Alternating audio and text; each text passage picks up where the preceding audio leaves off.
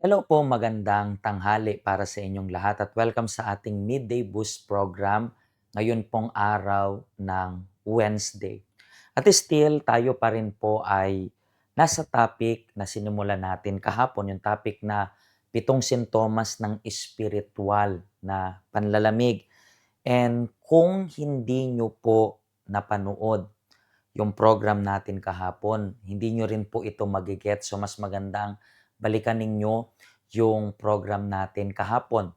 Nasa YouTube rin naman po, nasa playlist po ng ating, punta ka lang sa playlist and then nandun sa Midday Boost 2026 na playlist natin. Okay? Tingnan nyo lang po doon, panoorin nyo lang po doon, and then makikita nyo po yung program natin kahapon. And speaking about yung program natin kahapon na tungkol sa spiritual na panlalamig, pinag-uusapan po natin itong si kwento ni Samson. Dito, mapapansin natin sa pinakababang part, hindi pa namamalayan ni Samson na iniwan na siya ng Panginoon. So, ah, itong spiritual coldness na 'to, madalas nangyayari rin ito sa mga Christian actually. Mga taong nanglalamig, mga tao na napapalayo yung relationship nila sa Panginoon. And since kahapon pinag-usapan natin itong spiritual coldness ng isang tao, that's why gusto lang po namin na sabihin sa inyo na pakinggan niyo lang.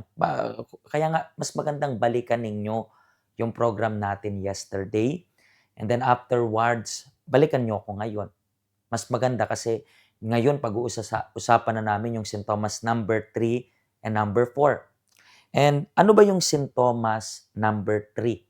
Sabi dito sa sintomas number 3 is ito, hindi ka na nagbabasa ng Biblia. O kung magbasa man ay paminsan na lamang at nagmamadali pa. So, ito po yung klase ng tao. Kasi kahapon na pag-usapan natin na isa sa sintomas na nanglalamig ka na sa Diyos is hindi mo na kinakausap yung Diyos. Dito naman, isa sa nanglalamig ka na is hindi ka na kinakausap ng Diyos. Paano ba tayo kakausapin ng Diyos? Tandaan ninyo po, kinakausap tayo ng Diyos sa pamamagitan po ng salita niya. And siguro po ang nangyari is napaka-dedicated mo nung 40 days. And kahapon pa lang, yung unang araw na pwede nating sabihin, katatapos pa lang ng merong checklist ng Word of God and then ngayon, siguro di ka na nakapagbasa kahapon, di ka na nakapagbasa, anong nangyayari na? Mga kaibigan, kung sinasabi namin ito sa inyo kasi ayaw namin umabot sa punto na hindi na maagapan. Hindi na maagapan. Bakit di na maagapan? Kasi patay ka na, spiritually speaking.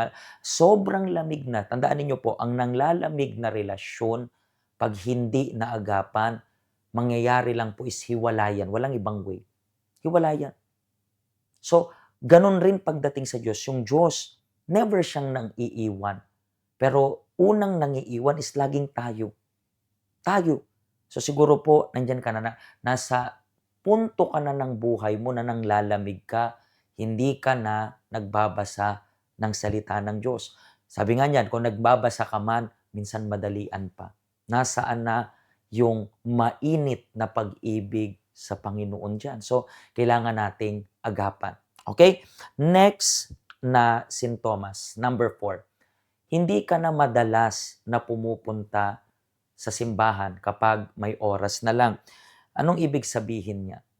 Halimbawa, ngayon po ay Wednesday. Wednesday at naiintindihan namin na hindi lahat kayo nakakapunta ng Wednesday. Kaya, ang ginagawa natin is meron tayong online. Meron tayong online sa umaga, meron tayong online sa gabi. May problema ba doon? Walang problema doon. Bakit natin linalagay sa online? Kasi alam po natin na may mga tao na hindi talaga kaya. Hindi talaga kaya. Talagang sabihin natin hindi pinapalabas ng amo. Pero yun, valid. Kaya ino-online natin para maging available kasi gusto mo, Pero limitado yung gusto mo kasi hindi lang dapat ikaw yung masusunod diyan kundi yung amo mo rin para makalabas ka. And anong nangyayari? May mga tao po na kaya naman nila. Hindi naman majority, yes, hindi nila kaya, sabihin natin gano'n. Pero may mga iba na kaya nila dati, dati. Pero ano nangyari sa kanila at nag-i-stop na sila sa pag-attend nila ng Wednesday, which is walang iba yan, hindi yan para sa material kundi para sa spiritual na buhay. Anong tawag diyan? Panlalamig, panlalamig. At minsan complicated isipin kasi may mga taong hindi puwede at nasa online lang, ang gusto nila sana nandun sila sa church nagpa-participate. Pero may mga taong kaya nila na umattend ng Wednesday, pero sa bahay sila nagpa-participate.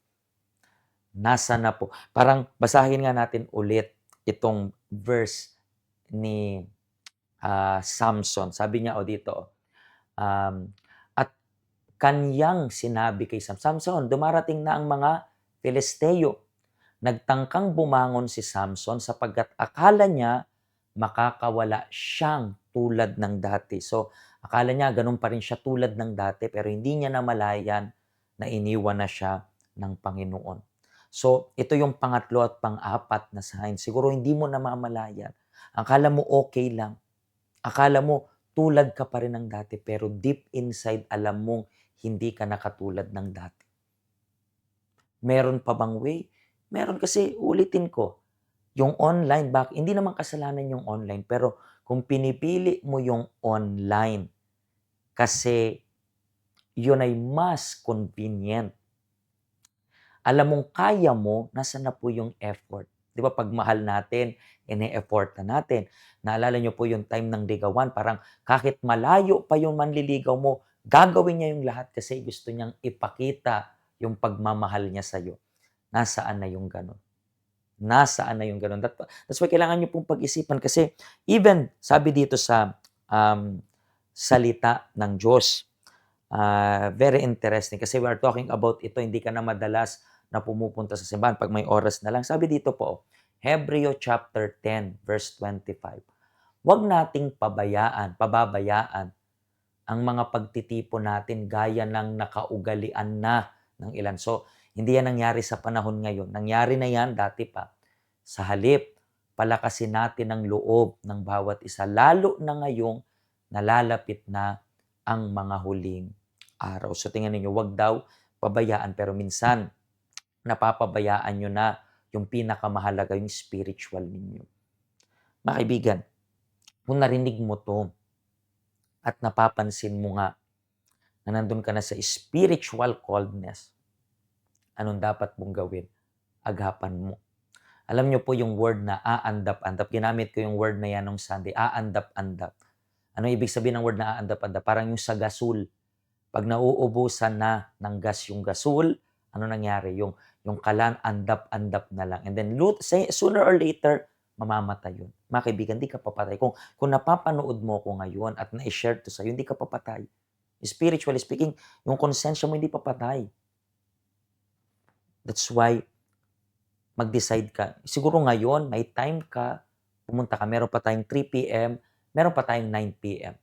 Or siguro sa Sunday, siguro matagal ka nang hindi nakakapunta na kung saan hindi nalilate, sabihin natin ganyan. So, agapan nyo po habang may oras pa.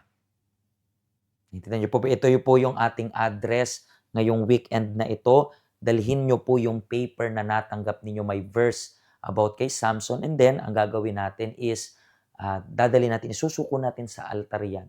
Mga kaibigan, hindi problema sa ngayon na malaman mo na nandun ka sa level ng spiritual coldness. Ang problema diyan is paniwalain mong sarili mong okay ka kahit hindi naman.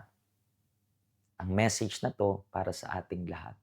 Kung natulungan po kayo nitong program na ito at alam nyong makakatulong rin ito para sa iba, please, wag po kayong sawang mag-share ng link ng ating program. And then bukas ulit sa pag-i-start ng ating fast of Zacharias, 7 days without lamenting, I believe na magiging malaking blessing ito para sa atin. Mga kaibigan, pagpalain po kayo ng Diyos at abangan ninyo yung mga susunod pang sintomas bukas rin. Pagpalain po kayo ng Diyos.